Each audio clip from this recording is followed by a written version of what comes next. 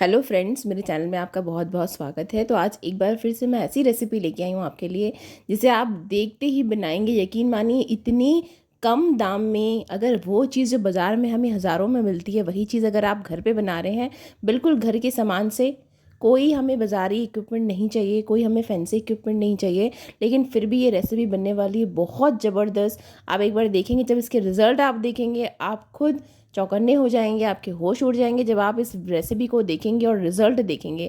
तो बनाना बिल्कुल बनता है। कैसे बनाएंगे, चलिए शुरू करते हैं इस रेसिपी को। तो यहाँ मैंने लिया है 1 कप भर के पिसी हुई चीनी। शक्कर को मिक्सी में पीस लेंगे, वही शक्कर हमें यूज़ करनी है। तो 1 कप पिसी हुई चीनी, इसमें आधा कप मैंने डाला है तेल। तो जो भी घर पे आप तेल यूज़ करते हैं, खुशबू वाला तेल नहीं होना चाहिए, इस बात का ध्यान रखना है। 1 कप पिसी हुई चीनी और आधा कप मैंने डाला है तेल। इन दोनों चीज़ों को अच्छे से मिक्स कर लेंगे।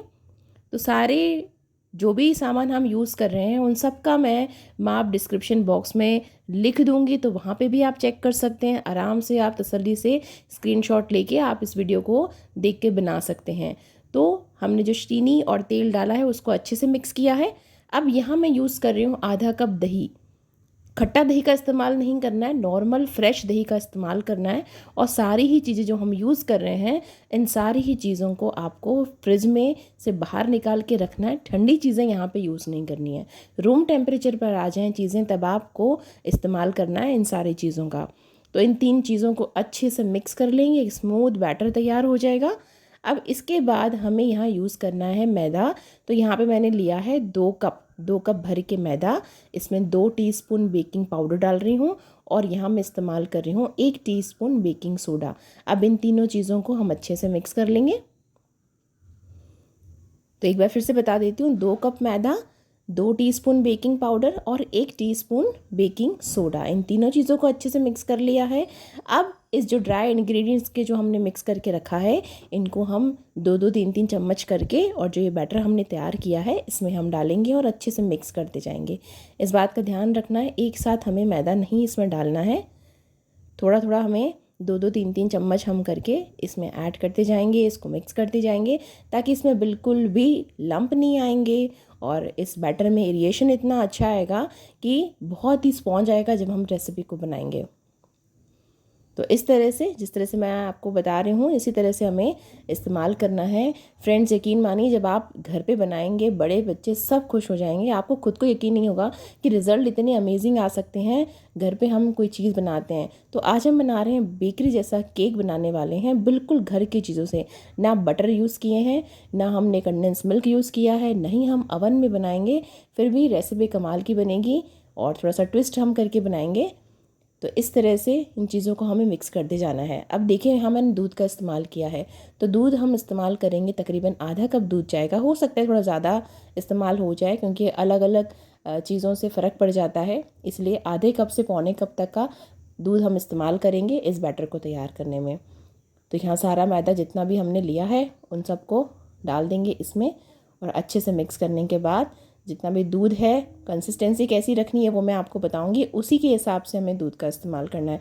जैसे मैंने आपको पहले कहा कि हो सकता है कि 2-3 चम्मच कम ज़्यादा हो सकता है, लेकिन बैटर कैसा रखना है वो मैं आपको बताऊंगी अभी। उसी तरह से हमें इस बैटर को तैयार करना है। तो एक स्मूथ बैटर होना चाहिए, बिल्कुल भी लंप नहीं होना चाहिए, लिक्विड कंसिस्टेंसी होनी चाहिए जब भी हम इस बैटर को तैयार करेंगे। देखिए, अब देखिए मैं चम्मच से ले रही हूँ, नीचे नहीं गिर रहा है, इसका मतलब ये काफ़ी थिक है। तो हमें इसमें दूध ऐड करना है। दूध भी यहाँ पे नॉर्मल रूम टेम्परेचर पे रखा हुआ दूध का इस्तेमाल करेंगे, इस बात का हमें ध्यान रखना है। तो जब भी हम बेकिंग करते हैं इन चीज़ों का ध्यान हमें ज़रूर रखना पड़ता है। परफेक्ट मेज़रमेंट हमारा होना चाहिए, परफेक्ट हमारा मेथड होना चाहिए, चीज़ें जो इस्तेमाल कर रहे हैं वो फ्रेश होनी चाहिए, तो उस हिसाब से हमारी बेकिंग बहुत ही अच्छी होगी। तो इस तरह से मैंने सारा दूध का इस्तेमाल कर दिया है, एक बहुत ही बढ़िया सा बैटर तैयार हो जाएगा। अच्छे से मिक्स कर लेंगे दूध को इस बैटर में, और एक बढ़िया सा ड्रॉपिंग कंसिस्टेंसी जिसे हम कहते हैं, इस तरह से एक बैटर, स्मूथ बैटर तैयार हो जाएगा। और जब इस बैटर से बने हुए रिजल्ट्स आप देखेंगे, आपको खुद को यकीन नहीं होगा कि ये हमने घर पे बनाया है। तो देखिए, इस तरह की कंसिस्टेंसी हमारी होनी चाहिए, बिल्कुल परफेक्ट कंसिस्टेंसी है। अब हम इसमें ऐड करेंगे एसेंस।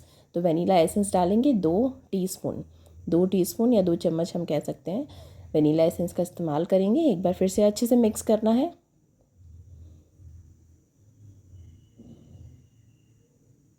तो बहुत ही अच्छे से वनीला एसेंस भी हमारा बैटर में मिक्स हो गया है।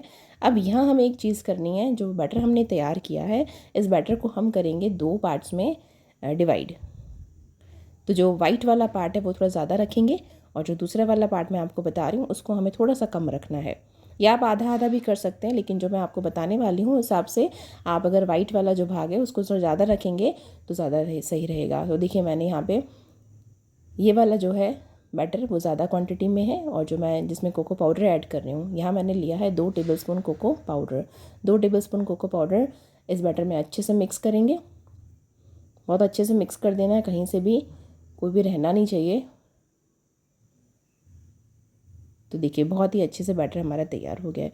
अब बहुत ही इजी तरीका बता रही हूँ मैं आपको कैसे आप इसको शिफ्ट करेंगे या ट्रांसफ़र करेंगे टिन में जिसे हम बेक कर रहे हैं।